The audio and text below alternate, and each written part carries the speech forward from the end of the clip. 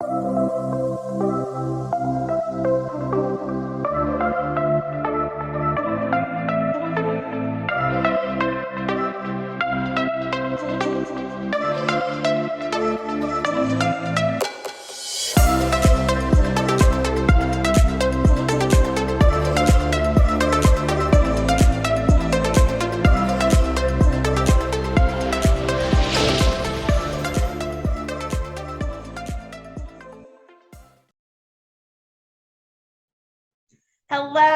and welcome to my podcast, High Voltage.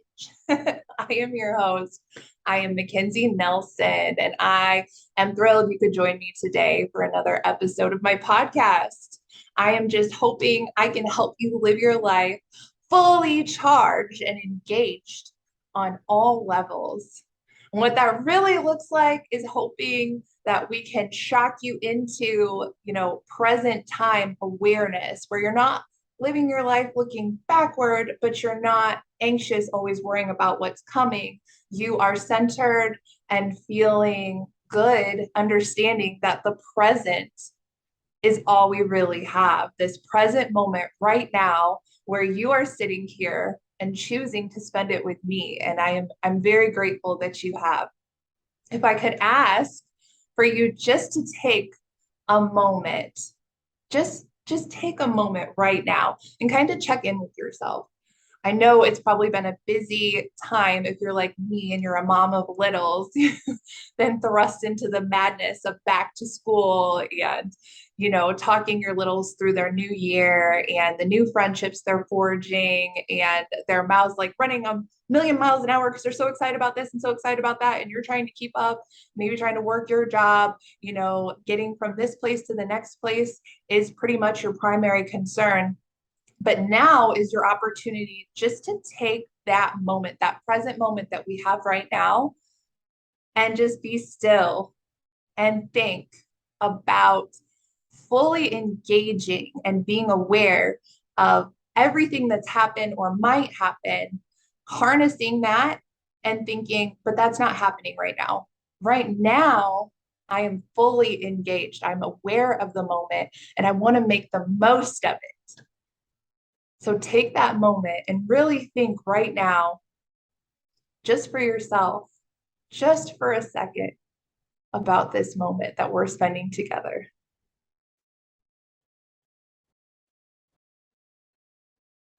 Now, think about what's coming to mind for you. What are some things that you're feeling tugging at your heart, some areas, some places where you're feeling need some extra attention? And if you have a notebook or some paper handy and a pen, I challenge you to write down some of the thoughts that come to mind as we continue on our adventure today on my podcast. Today, one of those things in the present moment where I really believe and feel this is where I'm meeting God. This is where, for me, He moves me and He presents me with things and puts things on my heart in the present moment. And really, I'm being led to share these things on a weekly basis based on what He's putting on my heart and my mind in these present moments where I am meeting with Him. And really, the power of forgiveness has been on my heart, on my mind. It's a huge piece of my journey. Let's talk about how to forgive and how forgiveness actually frees you. And I think how to forgive is very important. But even more important is understanding how you actually are set free when you choose to forgive yourself and you choose to forgive others. Forgiveness for me has just really set me free. It has unleashed the creativity inside of me. It has done so many things to propel me forward into my purpose. And I was shocked to uncover and discover that when I chose to forgive others in doing so, I was actually choosing to set myself free in different capacities that I didn't really feel like I was hearing about before I chose that. So, since we're talking about forgiveness today, I know I brought this book out before. It's the first piece that I've had published in Step into Your Brilliant Purpose. And in this book, I write a chapter in the anthology. And my chapter is titled Let Forgiveness Color Your World. And that is exactly what it has done for my life. In this piece, I share about my personal life and my personal journey. So, this is certainly a piece that's near and dear to my heart. And if you haven't read it yet, I'll share a little bit of my story with you now. But I do encourage you to go buy the full book because there are so many other amazing chapters, authors that are giving you insights into their story and sharing their wisdom with you to help you step into your brilliant purpose.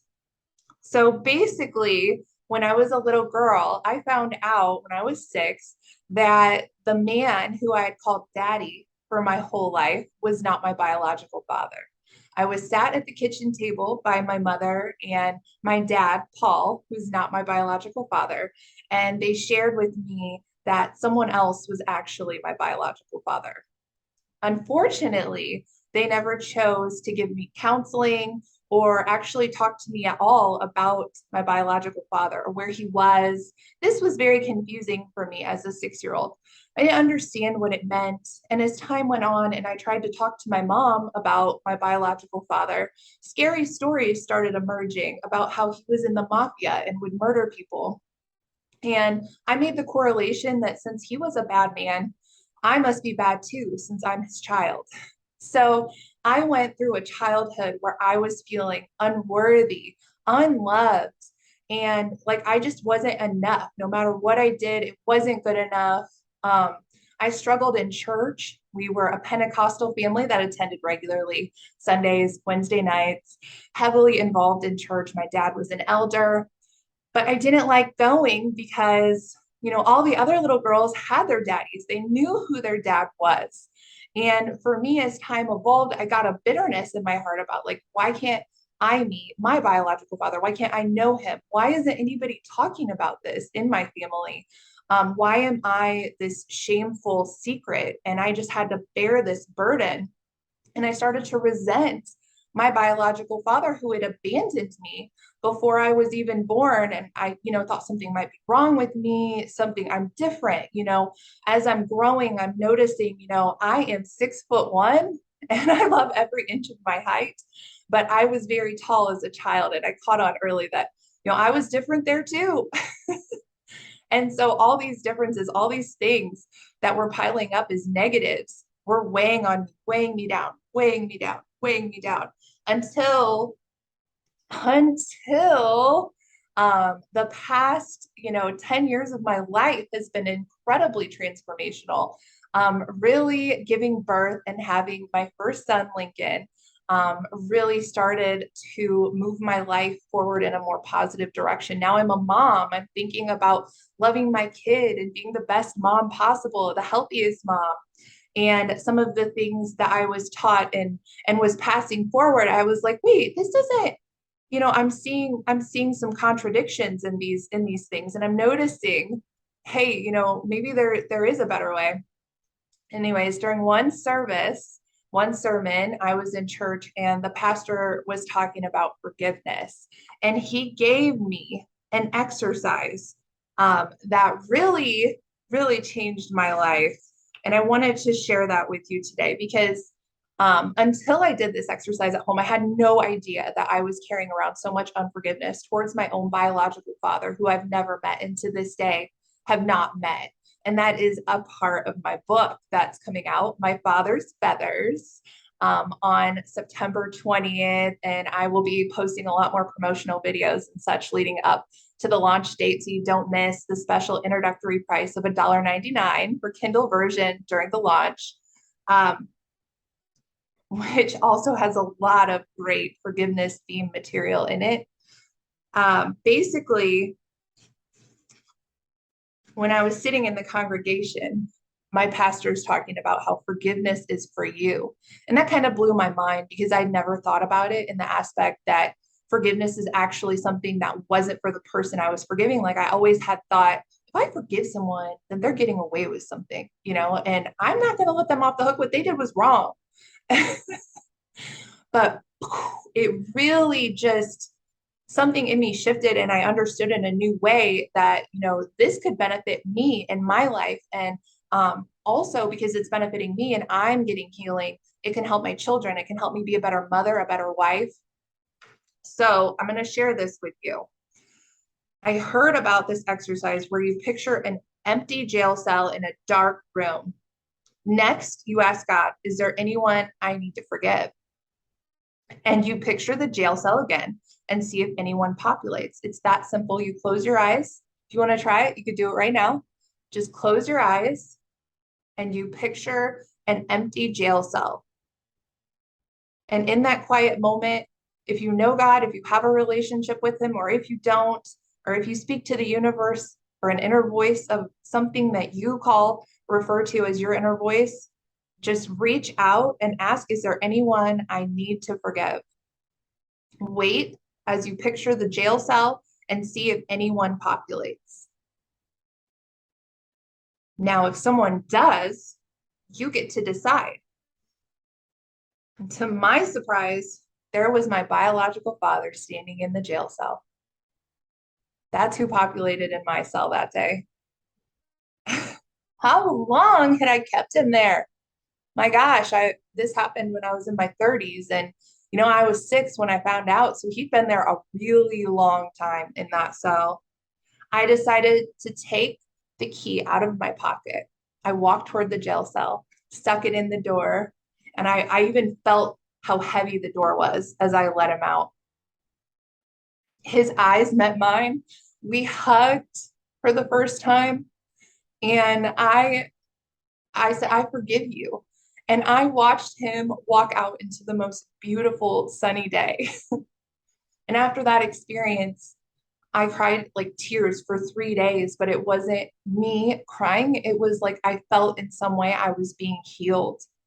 And that experience wrecked me. It's still really emotional for me to share with you now.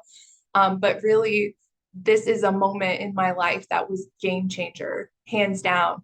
And ever since in my journey, I have chosen to picture the jail cell nearly every night and ask God, is there anyone I need to forgive?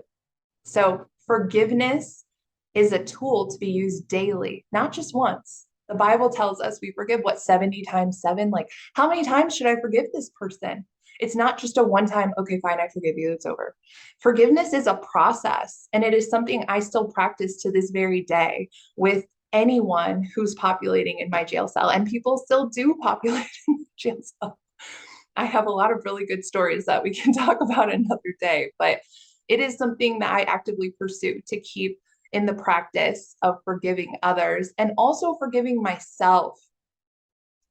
Forgiveness frees you to offer grace, mercy, and compassion to others. You cannot offer something to others that you do not feel inside. So everything we're offering to another person is merely an extension of what we're thinking about ourselves. So if you have and are walking in a lot of hatred towards yourself for things, let it go. You can simply choose to let it go. Give it up. It was never yours to carry. Free yourself. And then you free your kids, you free your friends, you free your family members, because what you're bringing to them now is all the forgiveness that you have harnessed and are able to give that beauty, that light, that joy. These are the things you're bringing into your relationships instead of bringing a heavy heart or sadness, depression, self-hatred, anxiety, hurt, pain. Those things you're spreading if you are holding things inside and against yourself. So understand, Jesus died on the cross for you. He loves you. He loves you so much that he chose to give his life for you. And he would not choose to give his life for anyone that wasn't worthy, that wasn't already loved. So just hear me today. You are so loved. You are so worthy. You are so known and cared for. and by the God who loves you more than you could possibly imagine. Let that soak in for a second. It doesn't matter what you've done, where you've been, none of that matters. Right now, in this present moment where you are fully engaged, fully charged to hear him, he's telling you he loves you and it's okay. And just take his hand and he'll show you how to walk out your journey. And you can walk it out with love and forgiveness, and you can choose. You can choose to be lighter and you can choose to pass that on to others. I choose a legacy of love and forgiveness, not just for myself, but for my husband and for my children. And that's something that brings me so much joy every single day. If you have any questions for me about my journey or about forgiveness or anything at all, please feel free to reach out to me. I have a website, MackenzieKNelson.com. I'm open for a 30-minute session to connect and speak with you about anything that's on your heart. And I'm just so thankful to be able to spend this time with you today. Reach out. Let's talk. Let's connect. And if you're not ready yet, well, I'll see you next week. Thanks again, guys. Have a great day.